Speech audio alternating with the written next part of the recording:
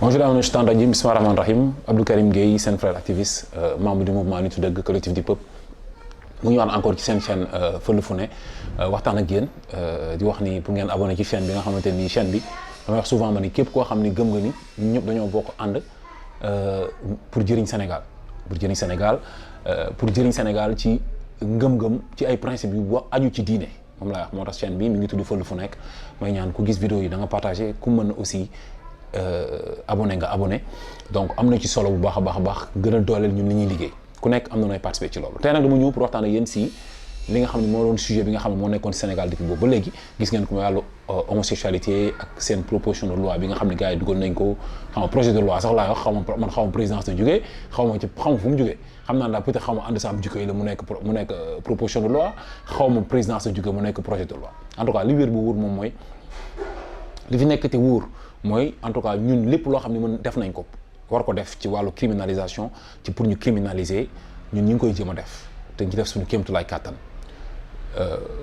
nit ku nekk nag sa conscience moo la gérer yaa ko gérer sa bopp laa bëgg a wax yaa des ak sa bàmmeel yaa des ak ci àdduna l'histoire retiendra mais ñun lu ñu war def nañ ko te du ñu arrêté mukk et on s'arrêtera jamais pour xeex pour fexe ba Sénégalais yi xam ne ñun ci lañ nekk te duñ ci jug te duñu arrêté ci loolu tey xam ngeen ni mooy mercredi le 11 mars incha allahu rabbi tey nga xamante ni moom la député yi doon dugal projet de loi boobu nga xam ni moo nekk assemblée nationale pour wàllu durcissement bi nga xam ñun xeexee nañ ko fu nekk waxee ko du nekk te ci yàgg xeex di góorgóorlu pour ñu criminaliser homosexualité ñoom ñu ñëw ne dañuy durcir Sonko moo ñu promettroon ne bu ñëwee day criminaliser wul ay nitam topp nañ ko ay nitu daara taxaw nañ sax manifester pour mu durcir pour contre criminalisation mu nekk loo xam ne nag yàlla dina àtte dara du yàgg dara incha allahu rabbi dinañ xam lan moo ciy dëgg ndax yàlla moom dafa bëgg ñu criminaliser góor jigéen bu fekkee sax mënuñu am peine de mort bi nga xam moom la yonent bi wax wala bokk ñu durcir ko moo gën a arrangé góor jigéen yi kan mooy nekk julit wala nga nekk chrétien wala bokk nga nekk julit sax laay wax ne doomu daara nga ngay dox ci loo xam ne dafa favorable aux homosexuels kan moo ko fi def dans l'histoire def fi genre gay pride marche boo xamante ne nii pour lu favorable ay góor jigéen la kan moo ko fi def waa doomu daara Pastef 17e jour weeru koor jour xare Badar ñoo ko fi def kon loolu leer na donc l'histoire retiendra terewut ñun nitu dëgg ñun dem nañu tey dañu def suñu amendement dañu dem proposition d'amendement boo xam ne mu ngi nii 3 points lañ ko defee di ngeen ko gis ci écran bi incha allah rabbi mi ngi noonu ngeen gis ko proposition de loi bi proposition d'amendement ci ñetti points yi benn bi jiitu point bi mooy pour peine bi ñu jëlee ko mu jóge de 10 dem 25 ans wala 20 ans peine maximale après loolu xam nga dañuy wax ne ñoom képp koo xam da nga dénoncer dénonciation beeg wala nga accuser nit d'homosexuel te amoo ci preuve ñu ne dañ lay tëj de 2 à 3 ans loolu dañu bëgg mu dañ carrément parce que on va pas l'utiliser parce que gis nañ ni déjà Sénégal justice bi yoon àtte na koo xamante ne dafa def diffamation loolu àtte na kon gisuñu lu tax ñuy loo xam day favorable aux homosexuels bu ñu nekkul ci dëgg te du neex a wane du neex a fësal du neex a wane am preuve yombul nga gis góor jigéen indi ko problème mu daw fexe effacer tracé wala amoo lu palpable looy téye ñu jàppale ci tëj ñu ne ñetti atu kaso nga ci mën a tëdd gàtt bu bëree ba bëri bu gàttee ñaari atu kaso loolu musiba la te loolu dafa favorable aux homosexuels comment l'état du Sénégal di dox ci lu arrangé góor jigéen yi beneen bi ñetteelu point bi mooy dañ ci boole aussi tamit loo xamante ni képp koo xamante ni arrêté nañ la ba condamné la ci homosexualité dañuy def interdiction doo génn territoire sénégalais 10 ans interdiction de sortie du territoire sénégalais dañ ko ci boole mi ngi nii xam nga interdiction de sortie du territoire sénégalais donc loolu aussi mooy ñetteelu point bi xam nga donc loolu dañ ko ci dugalaale ci amendement yi nag ñett yi la ñu jébal nañ ko nag président groupe parlementaire yëpp ay dafe bu Pastef bàyyiwuñu kenn nga xam ne ñooy mouvance présidentielle 130 députés adressé nañ ko benn maman Aïssata Tall Sall maître Aïssata Tall sunu yaay ji présidente Aïssata Tall Sall moom tamit adressé nañ ko benn moom tamit moom mooy président groupe parlement takku wàllu adressé nañ aussi beneen ñu jox ko Adama Diallo moom mooy le coordonnateur des non inscrits bon alors léegi lii nag def nañ ko ñun tey ci suba dem jébal ko député yi jox leen ko ñu xool ko xam ne ñun dugal nañ ay amendement yi nag noonu la demee lii nag moo doon programme bi nga xam ne dugal nañ ko ñun nag dugal nañ amendement yi ma waxaat ko te loolu la mu leer ngeen xam ne bàyyiwuñu taxul nag terewul tamit dañuy xeex dañuy takku dañuy taxaw parce que suñu combat yamul lekk ci wàllu ngóor jigéen bi criminalisation la ñuy wax ba mu sës dañuy criminaliser ñun bu ñu sañoon góor jigéen bu def naka su noonu dañ koy rey fu ñu jàppee góor jigéen dañ koy rey loolu lañ gëm malheureusement Sénégal du dëkku charia mais ñun loolu lañ gëm loolu amuñu ko au moins ñu am criminalisation mënuñu am criminalisation ñu dem dugal suñu ñetti amendement yi waaw parce que gis nga léegi nag ñetti amendement yi